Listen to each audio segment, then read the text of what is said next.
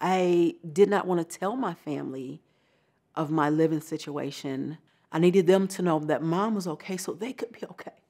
So I couldn't go to them and tell them because I didn't want them to get off track. And that was my motivation every day.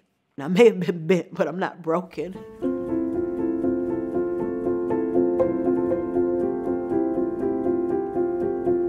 How I got to the homeless part, my roof caved in and my apartment was red tag and I was displaced. I had been there for 5 or 6 years.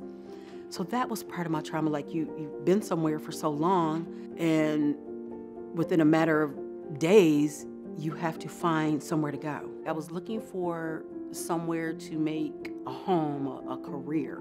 I was tired of working temporary jobs or not knowing from month to month, okay, am I gonna like doing this? And I ran across one of the old co-workers from Greenhouse. And she says, why don't you apply? I applied, like took me about 6 months. I had been looking forward to December 5th. That was the training. That was like, okay, I finally got decent position, not working a factory job, steel toe boots, overworking my body, got somewhere where I can utilize my skills. However, I faced a lot of adversities, such as health conditions, asthma, things that really affected me. Jennifer would check on me. Don't make me cry. She would email me and call. And one day I broke down and I told her, I'm going through a rough time. I'm living out of my car. I don't come in because sometimes I'm wearing the same clothes. I know this is a job that I can do, but I'm struggling. And Peckham helped me. And I'm not ashamed or embarrassed to share my struggles. It wasn't just the financial material things that was provided, emails, calls, hugs, that refueled strength within me that let me know that I can make it. So when you're going through traumas like that, sometimes there's a stigma that comes with it, or pride, ego, or you don't want nobody to know that you're struggling. She gave me a very safe place to say, I need help. I'm forever grateful for that. And it wasn't just her. She tapped into her resources. They tapped into community resources. They helped me fund housing, the food pantry. They never, and the whole time that I'm going through this, they never made me feel less than. And when I say they tapped into community resources where I could get clothing, the same clothes that I have on today, it allowed me to get to a safe place where I could relax. It helped with my mental health, not worrying about my living situation, if I was gonna be abused, the people I had to deal with, put me in a safe place where I could be the best of me, where I could give the best versions of me. They didn't try to solve all the problems, they made resources available to me.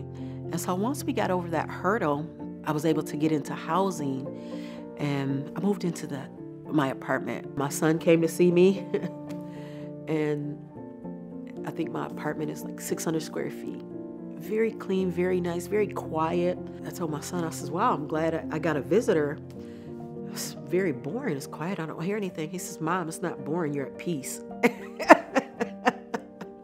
It's not boring, it's peaceful. I've been able to start being me and knowing who I am. I had withdrawn so much because of my situation and circumstance. It took a while to allow those walls to come down.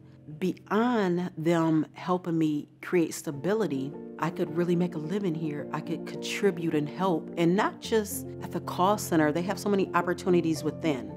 If you want to grow and move other places, there's so much here, and I wish I could wrap it all in one. I have not found one trainer, one TSR, one supervisor that has turned me down for help. I wish everyone could experience the type of relief that I got to experience, the type of support that I got to experience. And when I say support, lit the fire up again to say, hey, you got this. And it was by their actions, not words. One of the most beautiful things that I found within myself was the ability to ask for help.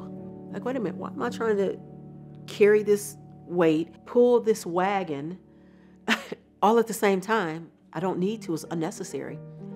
And it was showing me what I was putting on myself.